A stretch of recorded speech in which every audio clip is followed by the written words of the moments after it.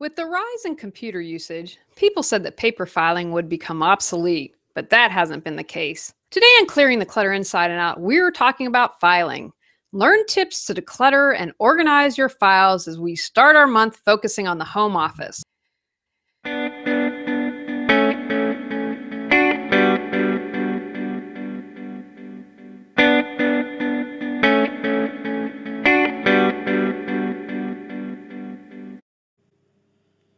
Welcome to Clearing the Clutter Inside and Out with Julie Coraccio. Every Tuesday at 1 p.m., hear easy to implement tips on decluttering all areas of your life: physical, mental, emotional, spiritual, and energetic. Learn how to release clutter and get organized to create the life you choose, deserve, and desire.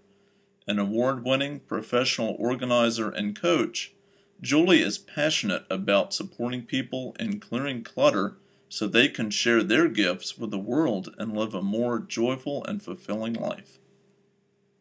According to Organized World, the use of office paper has tripled since the birth of the computer. The 80-20 rule is especially true here, meaning that we probably don't use 80% of the files we keep. The Small Business Administration states that 80% of the papers we file we never refer to again. Let's also look at the cost of doing and maintaining filing.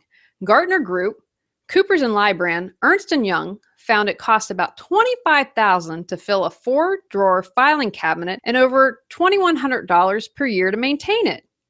And finally, Americans waste more than 9 million hours each day looking for lost and misplaced articles, according to the American Demographic Society. If you haven't decluttered or organized your files lately, now is the time. Decluttering. Take out all of your files. Retrieve any other files that may be in other areas of the home or in your briefcase, computer bag, etc. Have a pen and pad in case you need to jot down any notes. Sort all of your files into broad categories. I have 3 drawers of files in one filing cabinet. Personal, business, and financial are my 3 main categories. All files fit in one of these categories. Once you've created your broad categories, begin sorting within each category. I am going to suggest you again keep your files simple with broad categories. Within personal, I have one insurance file that holds all insurance policies: auto, health, dental, etc. A mistake that people often do is making filing really complicated. You don't want it to be. Make it simple not only for you, but for others that might need access to your files. Purging. After you've sorted your files, it's time to purge. I always recommend talking with an attorney and accountant on retaining certain files and see what their recommendations and guidelines are. This can be challenging, especially if you're in the habit of saving everything or not filing because you cannot make a decision. Commit to making a decision on all your files. I promise that once you do an overhaul, it is easy to maintain if you keep up with it. Here are some suggestions on what to purge. First, ask yourself if you really need to save it, and then ask again. Magazines and articles. Is the information stale or obsolete? With the power of the internet and Google, most likely it is. Research materials and literature. Keep the source, but recycle the paper. Ask yourself if there's an online resource. Duplicates. Generally speaking, you don't need to keep more than 2. Previous drafts of letters, proposals, documents. Keep the final. Why would you keep something that didn't make the cut? Manuals. These are bulky and take up a lot of space. Manualsonline.com is one resource where you can most likely find your manual if you ever need it. Memorabilia. If it has been sitting in a filing cabinet for a while, does it really mean that much to you? If it does, come up with a way to honor it. Maybe you make a shadow box with all your ticket stubs. Don't save because you might need it someday. Trust you will find what you need when you need it. Looking to change your life? Are you ready to release all your clutter, physical, mental, emotional, and spiritual? Our Declutter Your Life is a year-long how-to, go at your own pace workbook course to guide you through the process of clearing clutter, also available by 3-month individual topic. Learn more at reawakenyourbrilliance.com. Organizing your files. Once you've purged, it's time to organize your files.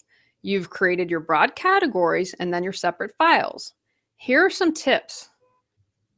Name your file based on retrieval. If you were to go looking for the file, what would you call it? Continue the theme of simple and broad with your titles.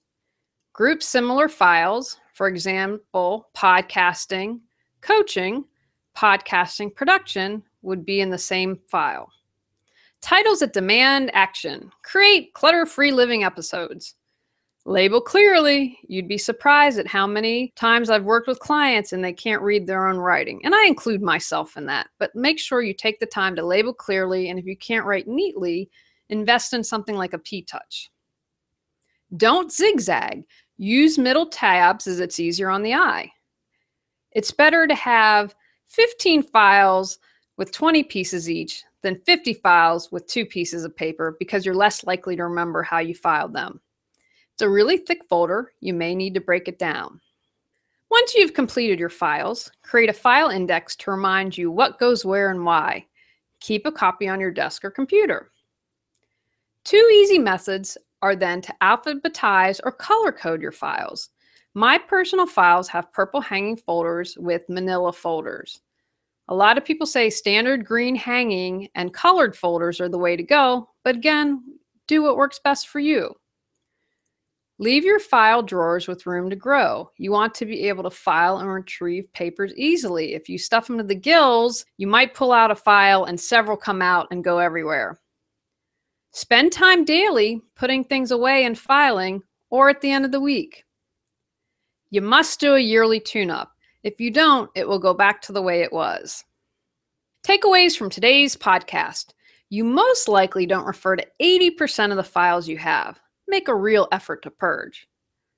Talk with an attorney and accountant on retaining certain files and see what their recommendations and guidelines are. Alphabetizing and color coding are 2 of the easiest filing systems to set up and maintain. Go out, clear the clutter to create the life you choose, deserve, and desire. Thanks for listening to Clearing the Clutter Inside and Out. Sign up for our newsletter and receive a free copy of our 10 clutter-free living tips. Ready to create the life you choose, deserve, and desire? Learn about Julie's services, including coaching, classes, affirmations, aromatherapy, and her unique How to Declutter Your Life course, and more at reawakenyourbrilliance.com. Don't forget to subscribe and join us next Tuesday at 1 p.m.